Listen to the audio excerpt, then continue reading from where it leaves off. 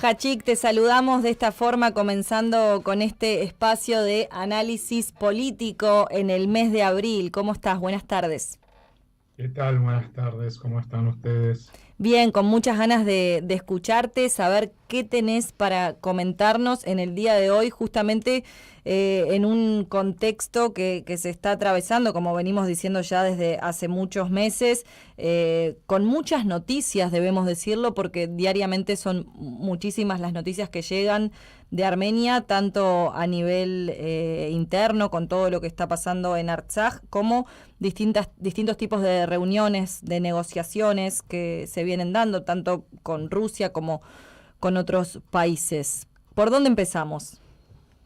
Bueno, tengo dos temas y empiezo evidentemente con el avance de Azerbaiyán en el sur de Armenia, en el pueblo cercano del pueblo que se llama Der, y los incidentes lo más graves últimamente que tuvieron lugar ahí con muertos, ¿no? Cuando los azerbaiyaníes empezaron a disparar y siguieron otros, como es que varios soldados azeríes se perdieron en Armenia, fueron capturados.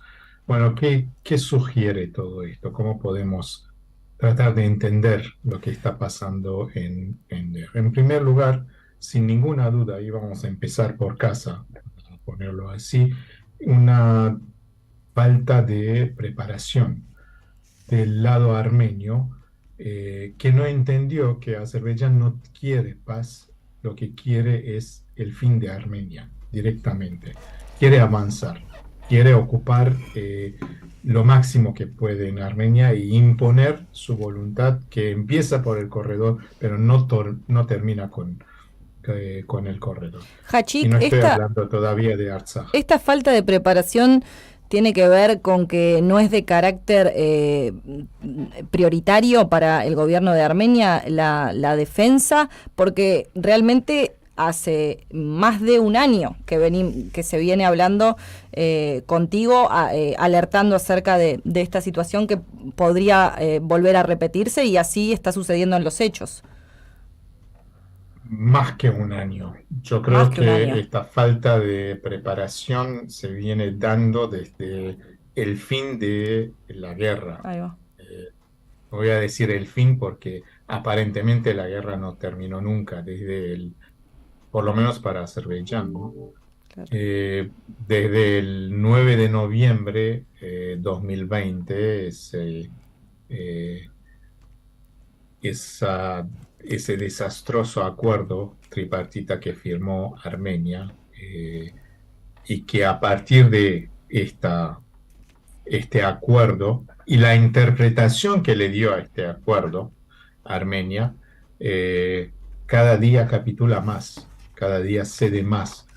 Hasta hoy no vimos nada, digamos, como un progreso de el objetivo que se puso el gobierno de Armenia, que es llegar a un acuerdo de paz tanto con Azerbaiyán como Turquía, una gran, digamos, un plan ambicioso, ¿no? Que, bueno, no se llegó, o sea, digamos, ninguna paz se puede concretar, ninguna paz se puede concretar en una situación en la cual se encuentra Armenia sin que haya una capacidad, por lo menos, no digo de disuadir, sino por lo menos para contener el avance militar de Azerbaiyán. Los argumentos para no dedicarse seriamente a la reorganización de la política de defensa en un sentido muy amplio, ¿no? Desde un examen crítico de qué es lo que pasó y por qué se perdió la guerra, hasta un reordenamiento de la estrategia militar armenia considerando la nueva situación y finalmente la adquisición de armamentos, ¿no? Que tampoco se dio. Digo, argumentos nunca faltaron para justificar de por qué se dio ese paso, pero fundamentalmente, probablemente digo, eso se debe primero a la falta de capacidad de del gobierno Y no es la primera vez, ¿no?, que la incompetencia, la ineptitud de este gobierno, salvo en el contexto interno, en ganar elecciones, Claro. se manifiesta, ¿ok? También por la convicción, digamos, de que se puede llegar a un acuerdo de paz y que la forma de llegar al acuerdo de paz es ceder cada vez más y cada avance en el terreno que hace Azerbaiyán. ¿Ok? Este es el tema que no se llega a entender. Y cada vez que hay un avance o hay una disminución, ¿no?, de este avance, de lo que pasó bajo el control azerí en términos territoriales, estoy hablando, no en términos simbólicos, un desprecio, ¿no? ¿Qué vale esta parte? ¿Qué vale la Mm. otra parte? ¿No? Que ni siquiera le dan credibilidad al objetivo declarado por el primer ministro Nikol Pashinyan de defender los 29.800 kilómetros cuadrados de Armenia. Esto todavía no está bajo el control de los armenios, ¿no? Insisten sobre la demarcación, la delimitación o lo que sea, ¿no? Pero ignoran el hecho de que del lado de Azerbaiyán las señales nunca cesaron para decir que paz no queremos, lo que queremos es más de Armenia, lo que queremos es Armenia directamente, ¿ok? Entonces, convicción de la paz de parte de Armenia o convicción de que ceder va a presentar a Armenia ante la opinión pública internacional, para ponerlo de alguna forma, ante los estados, eh, los actores, ¿no?, geopolíticos de la región, como aquellos que quieren la paz. Bueno, eso es muy ingenuo, sobre todo en el contexto de una guerra en Ucrania que está en el centro de atención del mundo entero hoy en día. Entonces empezamos por ahí, ¿no? La falta de preparación del lado armenio es más. eh, el reemplazo de lo que es el ejército, ¿no?, las fuerzas armadas, ahí en la frontera, por lo que serían, digamos, militares o Mm. fuerzas especializadas en guardafronteras, ¿no? Eh, y esto no tiene la misma capacidad de defensa que tienen las Fuerzas Armadas. Ese es el problema. Del lado de Azerbaiyán no hay este problema, al contrario, avanzan. Y en el caso de DER, hace 2 años que se postergan, nunca se realizaron, digamos, las construcciones que deberían realizar, que se acordaron con Azerbaiyán. Y mientras tanto, Azerbaiyán realizó estas construcciones, fortificó y llegó y avanzó y otra vez está dentro del territorio armenio. Entonces, la falta de preparación del lado armenio, no saber qué hacer frente a la agresión azerbaiyaní. En segundo lugar, la convicción, finalmente, todos tienen que saber que Azerbaiyán no quiere paz, Azerbaiyán quiere a Armenia, así directamente. Y en tercer lugar, y es ahí donde entramos en, digamos, ampliar un poco el contexto bilateral Armenia, el conflicto entre Armenia y Azerbaiyán, a actores más regionales y quizás internacionales, ¿no? Claramente, el peligro de un enfrentamiento no es con Armenia en este caso, sino que Irán que mira muy preocupada el avance azerí en el Cáucaso, ¿no? Uno puede decir hasta que Irán está preparada para una guerra. Considera que esto ya está amenazando la seguridad nacional territorial de Irán. Esto por un lado. Por otro lado, ¿verdad?, este incidente, este nuevo avance azerí, esa nueva agresión de Azerbaiyán acontece en un momento en que aparentemente hay un avance en las negociaciones con Rusia para invitar fuerzas de el acuerdo de cooperación y defensa colectiva. ¿Ok? Eso es algo que Rusia estaba insistiendo y hoy, si uno escucha los discursos, las declaraciones de aquellos que representan la presidencia de Rusia y la Cancillería rusa, hay indicaciones que hay como pasos que se dan en esta dirección. No hay nada concreto todavía, ¿no?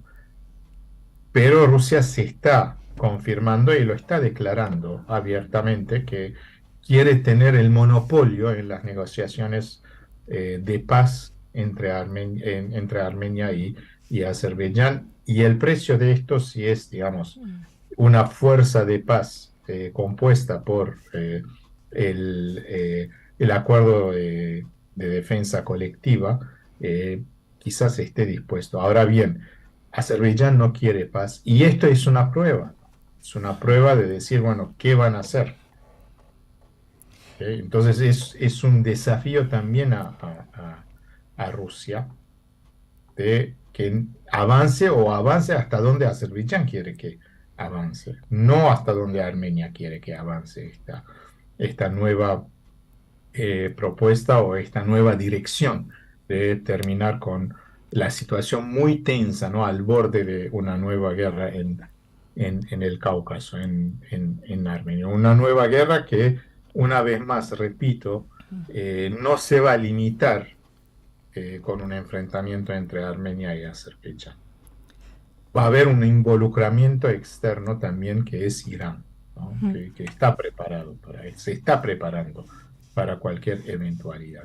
Y finalmente, lo que Azerbaiyán está desafiando hoy en día es la presencia de los observadores europeos, de la Unión Europea.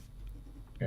Cada vez que avanzan dentro de las fronteras armenias, la misión de los observadores que no están ahí para defender la frontera no son fuerzas de paz, no hay que confundirse y hay que dejar de lado todas estas a veces irónicas observaciones de que por qué están ahí si no tienen armas. No, los observadores de la Unión Europea son observadores, no son una fuerza de paz. ¿Ok? Ahora, por supuesto, la forma en que reportan lo que pasa en la frontera, bueno, este es un tema diplomático para Armenia, porque al fin y al cabo estos observadores están ahí como para asegurar al mundo de lo que está pasando en la frontera con Azerbaiyán, no es culpa de Armenia. Es como una suerte de testigo de lo que se da en la Absolutamente, frontera.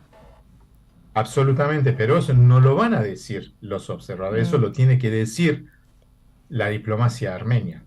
Lo tiene que decir el gobierno de Armenia que tomó esta iniciativa. Está bien, ¿no? De llamar a observadores de la Unión Europea. Por supuesto, la presencia de estos observadores de ninguna manera complace a Rusia. Rusia desde el primer día dijo que esto es una injerencia, no pueden hacer nada, complican más las cosas. Entonces, por un lado, es cierto que encuentra en Azerbaiyán un interlocutor difícil, ¿no? Sí. Rusia si quiere llegar a un paz en el Cáucaso. Por otro lado, dejando, digamos, no tomando las medidas necesarias diplomáticas y otra que diplomáticas eh, para frenar la agresión azerí, de una forma están mandando mensajes a Armenia, ven, están los observadores, qué están haciendo y qué es lo que ustedes están haciendo con estos observadores. ¿Ok? Entonces es una situación muy delicada, ¿no? En la cual se metió, ¿no? Se dejó llevar un gobierno inepto, incompetente, ¿no? Que hasta ahora lo único que está haciendo es perder territorio y sin ninguna indicación por ahora de cómo se va a llegar a un acuerdo de paz en el Cáucaso. Entonces, este es el primer tema. Hay que estar muy atento, muy atento. La situación está muy tensa, ¿no? Y uno puede decir que quizás como nunca, ¿no? Ahora que en el hemisferio norte es primavera y dentro de 2 meses vienen, un mes más o menos, vienen los primeros calores, digamos. Mm. Se habla, ¿no?, de eh, una contraofensiva en Ucrania de las fuerzas ucranianas contra Rusia. Bueno, hay que estar muy atento por lo que esto puede tener como impacto en el Cáucaso y en Armenia. Si la situación, vuelvo a repetir, es muy tensa, la situación es muy delicada en Armenia. Y el segundo tema que quisiera mencionar en este análisis es un incidente, y no voy a volver sobre el incidente para seguir hablando de este incidente, sino que para tratar de entender Ujú. un mensaje, aunque simbólico, que aparece en este incidente. Me refiero a este gesto totalmente, digamos, ¿cómo ponerlo? Irresponsable, ¿no? Para no decir otra cosa, del presidente de la Asamblea Nacional en Armenia cuando bajó y escupió a la cara de un Mm. armenio de la diáspora que hace años que está radicado en Armenia. Y lo insultó, ¿no? ¿Por qué? Porque eh, el armenio de la diáspora le había gritado traidor. Ujú. Es cierto que después el presidente de la Asamblea Nacional pidió disculpas, pero no pidió disculpas al individuo al quien insultó, ¿no?, a quien escupió en la cara, ¿no?, mientras sus guardaespaldas lo habían inmovilizado, ¿no?, sino que pidió disculpas al pueblo armenio, en Claro. general así. Y con eso quisieron cerrar el incidente. Es cierto, no hay que darle mucho más de lo que Ujú. se habló, pero lo que llama mucho la atención, es la repercusión que tuvo en los medios sociales, en el mundo armenio, este incidente. ¿Eh? No solamente porque Garen Magerdichan es relativamente conocido, ¿no?, en la diáspora, sino porque fue un incidente directamente con alguien de la diáspora. Ahora Claro. bien, la gran pregunta a la diáspora: ¿cómo entienden ese gesto, ¿no?, irresponsable? Voy a poner así porque es el presidente de la Asamblea Nacional Ujú. que tomó la iniciativa. No es cualquiera, ¿ok? No es cualquiera, ¿no? A un armenio de la diáspora que vive en Armenia, que paga los impuestos, que ha trabajado mucho para atraer inversiones internacionales a Armenia, ¿no? ¿Cómo lo toma la diáspora? ¿Cómo lo va a debatir? Y no el incidente, porque esto ya pasó. Hay que darle vuelta, porque ya sabemos quiénes están en Ujú. el poder y cuál es su grado de responsabilidad de gente que nunca se preparó para tomar el poder, ser Estado. Y ahora están ahí y aprovechan. ¿Ok? No esto, no vamos a volver sobre este tema, pero vamos a volver siempre sobre el tema olvidado de cuál es la agenda de la Mm. diáspora y cómo la diáspora mete a Armenia en su agenda. Y es todo un tema, no quiero profundizar. Sí. Hoy en día da mucho para hablar, pero es un tema que lamentablemente todavía no se discutió en estos términos. La sensación siempre es que todo aquello que se olvidó o se postergó, de lo cual se viene hablando hace mucho tiempo, está en cierto modo saliendo a la luz y se están pagando las consecuencias de todo aquello que ha quedado en segundo plano o en ningún plano directamente, ¿no? Exactamente. Digamos, hasta ahora se decidió la agenda Armenia Mm. diáspora. La diáspora nunca decidió cuál es la agenda diáspora armenia. ¿Ok? Y no es un juego de palabras lo que estoy diciendo. Para hacer esto, la diáspora tiene que estar preparada, no ensimismada como lo son las comunidades hoy en día, y que definen su presencia en el mundo en relación con sus vínculos con Armenia, pero jamás en vínculos horizontales. No piensan como diáspora, piensen como comunidades. Este es el gran problema de la diáspora, no de Armenia. Y es ahí donde hay que empezar a pensar, independientemente de lo que pasa, lo que está pasando en Armenia. Claro. Bien, Hachik, entonces de esta forma cerramos todo lo conversado hoy. Hay muchas puntas a atender, principalmente dividiendo estos dos grandes temas que trajiste para conversar hoy. Esperemos que el próximo contacto sea con un panorama dentro de lo posible más alentador, que se puedan concretar las ideas que vienen dando vuelta pero que no llegan a ningún puerto, y que hablemos desde otro lugar, porque también es muy cansador ir siguiendo todo esto, ¿no? Absolutamente cansador y desesperante de alguna forma, ¿no? Porque siempre cuando hablamos de Armenia nos vemos imposibilitados para mencionar algún avance, algún logro, ¿no? que tiene la de y después vemos un nivel de debate interno en Armenia realmente lamentable, ¿no? Sí. Lamentable, discutiendo si hay que quemar la bandera o no hay que quemarla, como si de eso dependiera la suerte y el destino en el terreno de Armenia y en general, ¿no? De los armenios, ¿no? Del pueblo armenio, de la identidad armenia en el mundo. Es muy lamentable el debate, el nivel de debate en que hemos caído hoy, y estamos frente a otra vez, ¿no? Lamentablemente, la pregunta existencial, ¿no? La pregunta existencial del ser o no ser en vísperas de un nuevo conmemoración del genocidio que se acerca, y vamos a ver cuáles van a ser los mensajes que se emiten, y si hay algún avance o no, o hay algún, como decir, una nueva perspectiva.